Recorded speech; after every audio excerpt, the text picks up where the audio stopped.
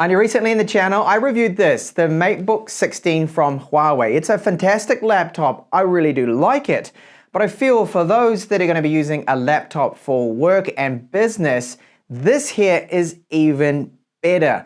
This is the Matebook 14S. It's got a lot of things on offer, more so than this model. It's got a 90 Hz IPS screen. So it still has the 3:2 aspect ratio, but it's also a touch screen. We've got Thunderbolt 4 support with this and another Type-C port, so 2 Type-Cs in total. And we do have LPDDR4 XRAM with this, which is extremely quick, over 4.2 gigahertz the RAM, paired up with Iris Xe graphics. Does offer some really amazing performance for integrated graphics out of this model. Now it does offer PCIe 4 support with the 11th gen. This model that Huawei sent out to me is powered by the Core i7, the 11370H. It has 16 gigabytes of RAM and that SSD is 1 terabyte. The Matebook 14S comes in a plain white box, as you can see, that's it. And we do get a Type-C to Type-C cable of reasonable length, and then our supercharger, dependent on, of course, your region where you're buying this. If you buy from Europe, you'll get an EU charger. This is the UK one. So it's their supercharger, 90 watts, and it takes just under 2 hours to fully charge the laptop. We have that typical Matebook finish, which is a brushed metal finish, matte. Here we've got the Huawei logo, and yes, it can be opened up one-handed. And we're greeted with a nice keyboard here for a 14-inch laptop. It's not too bad what they've done with it. Now, we do have the half-sized arrow keys, and you can see we are missing, like the Matebook 16, there is no page up or down button or no home button. And we do not have the pop-up webcam right there. Well, that's where it would be, but it's, of course, in the top bezel now with this particular model. So this is all metal, palm rest. We have the Evo sticker here with Intel, and the touchpad, nice and large, very good smooth finish to it. It's accurate, finer movements I've had absolutely no problems with either.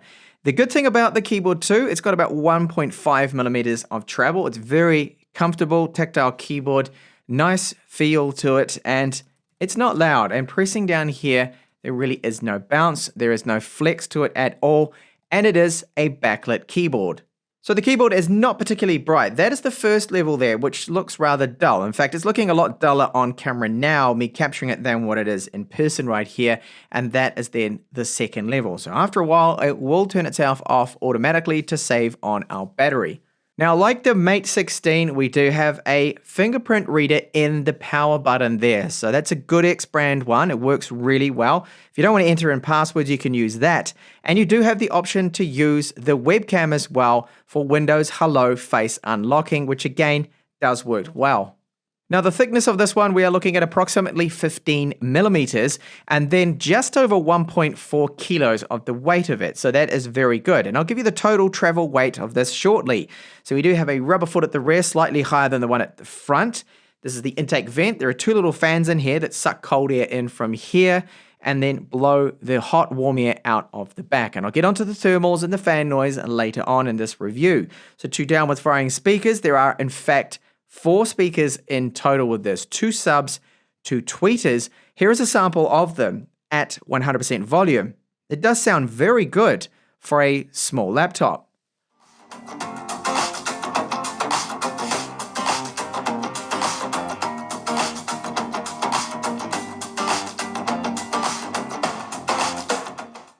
On the right, we've got a USB Type A port. This is USB 3.2 Gen 1 specs. So as I mentioned before, the thickness here is about 15 millimeters, so it is thin. And then the top spec model that I have here, which is the Core i7 one with the space gray, 1 terabyte of storage and 16 gigabytes of RAM. We do have Thunderbolt 4 with this, so that can output 8K 30. We've got another Type-C port that can also output video. This is 4K 60 tested. HDMI 2.1 with this, so that's 4K, 120 Hz that I've tested working fine with my LG CX, and then a 3.5mm headphone jack with microphone support. Very good quality out of this. There's no static or interference or any problems with it. And then up the front, a bit of a change here with the microphone. So instead of just the two we normally have, like the Matebook 16 and previous models, 4 microphones now, and they are using some AI tech to improve the voice clarity. Now the laptop weighs 1.42 kilos. However, with the cable and our power supply, you're then looking at a total travel weight of 1.66 kilos, which is excellent. So it is lightweight and portable. Now we have a 14.2-inch fully laminated touchscreen here with the Matebook 14S. The resolution of it, as you can see, bring this up, 2520 by 1680. Right now I'm running a scaling of 200%, which is just recommended by Windows, and so we can see things a little clearer. Now the touch response I find to be very, very good. The accuracy, I've had no problems with it, and the brightness does top out at over 380 nits, so it's a lot brighter than the Matebook 16. Color coverage here, we've got 72% of P3, Adobe RGB is 72%, NTSC is 67%, and sRGB is 94%. So good brightness, supports 10 touch points, and when I'm tapping on the screen, it does wobble a little bit, but that is normal, something we cannot avoid. The hinge does feel good, and it doesn't feel like it's going to be loosening up anytime soon for me. So overall, I rate this as a great screen. I like the 3:2 aspect ratio and the fact that it does support touch. So the laptop is running the 11th gen, as I mentioned, the Core i7. It is the 11370H. Now this is a 35 watt part, but if you turn on the performance mode, it will then use up to 45 watts. So that is function and P. It's a balance mode, and then onto the performance mode. And then the refresh rate. This is another important one that you can change it over to 60 for power saving, which is by default. And then I will be running it the entirety of this review in 90 Hertz. Not that you're going to actually see that because I record, of course, in 30 frames per second. So 16 gigabytes of RAM maximum. Unfortunately, no 32 gigabytes of RAM, which would have been really good for this. Now the memory is definitely a huge positive here. It's very, very fast. Now the speed is not actually this 3.7 gigahertz. It's in fact 4.266 megahertz. So over 4.2 gigahertz. It's the low power DDR4X, so extremely quick RAM here, and that really aids and benefits that Iris Xe graphics, which you'll see later on when I show you some synthetic benchmarks. So not too much of things to point out here of interest really, but we do have a 1 terabyte SSD. Now, oddly enough, the slot in here, according to HW Info and the spec of this machine, it is a PCIe 4.0 spec slot, okay? But SSD that they used in it isn't. We are only getting here just your standard NVMe, okay? So PCIe 3.0 spec speeds, so that's a bit disappointing.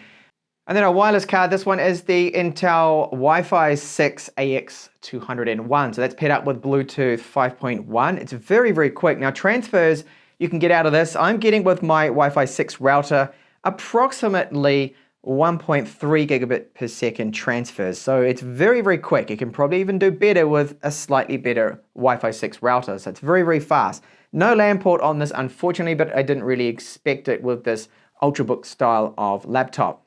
Cinebench R23 score here does show that it is for a quad core. It's a fast machine, okay? So this performance, getting over 6,543 for our multi-core score, over 1,400 for single core score there for an 8-core is very good. Now to put this into perspective, the Matebook 16 will be able to achieve 12,000 points, double the score, but it has, of course, double the cores and 16 threads. This has 8 threads. Maximum turbo is 4.8 gigahertz and a 3.3 base clock.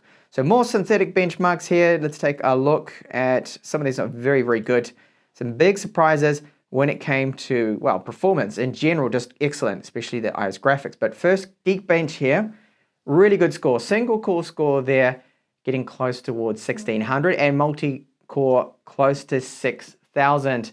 For a quad core, very, very good score. But look at this. This is where I started to actually break some records here. I got the best score ever for this chipset with the Iris Xe graphics when it comes to Firestrike. Now this is over 2,000 points more than the Vega 8 graphics you can find in the Ryzen 7 5800H Matebook 16. Really impressive performance there with the graphics. I'm blown away by the Iris Xe performance here, paired up with that super quick RAM. You really can see the difference, and you'll see in gaming soon when I get onto that. And Night Raid here, another really impressive score. Graphics score here, look at this, 20,000. It is another record. It's a record breaker. So that is great. And then Time Spy, still for integrated graphics. I mean, this is a really good score. Over 1,600 points there for the graphics score. Of course, as a dedicated gaming machine, if it was one, this would be a poor score. But for integrated graphics, this is the best I have seen. It is really quick. Here is a sample from our front webcam. So yay, it is in the top bezel. It's not located in the keyboard, unlike the Matebook X series and of course the Matebook 16 that I just recently reviewed. Quality of the camera itself, not good. You can see it looks washed out, a little bit grainy.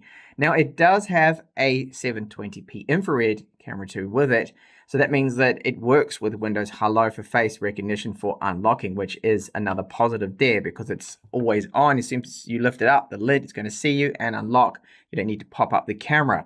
Now, the microphone quality is good because of those 4 mics. They've done an excellent job with that. Sound quality overall on this laptop, I really do like. I think it is excellent. I just wish they would start using 1080p improved cameras in their laptops. And onto our video editing now. So I'm using Adobe Premiere Pro here. This is a 4K clip that I always test out, and it is fast and fluid, but I'm only running a quarter playback here with the resolution. So I'll change that to full, and you'll see that it actually runs fine. It doesn't seem to drop any frames. It doesn't seem out of sync, but I have noticed that sometimes when you skip around a little bit on the timeline, you may see sometimes a little bit of lag, and that is typical. That's normal there. Really, when you have a dedicated GPU, it's just so much better and faster. However, the Iris Xe graphics is really good, as I have shown you. It's quite potent. So export times, I will test that out now. We'll see how long it will take to export 1 minute of footage at the YouTube preset. And it is about to finish up. This is super fast. Look at that. About, you could say 35 seconds for 1 minute of 4K footage to be encoded in the YouTube preset. And can it game this laptop here? So the Matebook 14S with the Iris Xe graphics and that super fast RAM actually does really well. So this title here is Cyberpunk 2077. Low settings, low textures, 1600 by 1900 resolution, and I am really impressed by this performance. It's getting always over 30 frames per second. This is a demanding game. It's got a lot going on, even on the low settings. Now, if this was the old gen Intel graphics, we would only be getting about 16 frames per second on average, or 18. Not good, not playable. But for this one to be over 30, I am super impressed. So the Iris Xe is a huge step up, and it's doing a little bit better here than even the Vega 8 graphics we've seen in the Ryzen 7 5800H. GTA 5 now, so this is 1080p, but because of the 3:2 aspect ratio screen, it looks all crushed in. It doesn't have the borders top and bottom. So I set this to the normal settings, and in the middle for the pedestrian variety, the view distance, and those other settings. So exactly the same as what I had for the Matebook 16, but it's performing a little bit better. Now that Matebook was probably getting around on average about 7 or 8 frames per second less, even 10. So if you do intend to play older titles and light games like this on the side, I would go for this model, the Matebook 14S, over the Matebook 16, even though it does have that super powerful Ryzen 7, the 5800H. So really good for these kind of older titles and games to be able to get this kind of performance without even having, of course, a dedicated GPU. But what about an older, lighter title, Counter-Strike? Let's see how that one runs on the Iris Xe graphics here. As expected, the game is running really well. We're at 90 frames per second, and I'm just up against some bots here. So I could turn on the VSync and keep it at 90 frames per second, matching the 90 Hz refresh rate with the screen. So older titles like this, very replayable, and of course I'm able to get kills here because I'm just up against some easy bots and not human players. So really smooth, great for these older titles.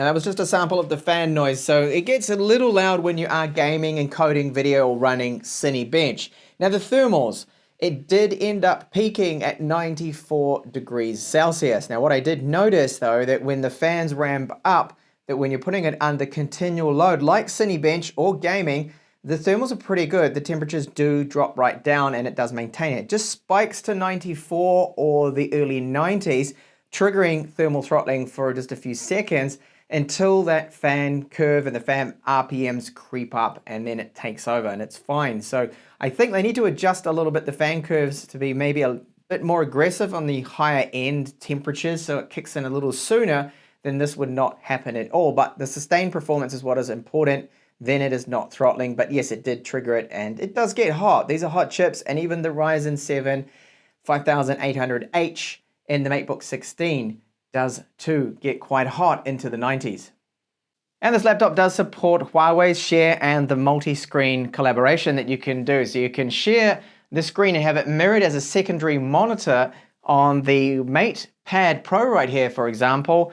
And then you've got Huawei Share 2, which you can easily connect up the two devices and swap over files. So it's rather handy if you happen to have other Huawei tech like phones or tablets.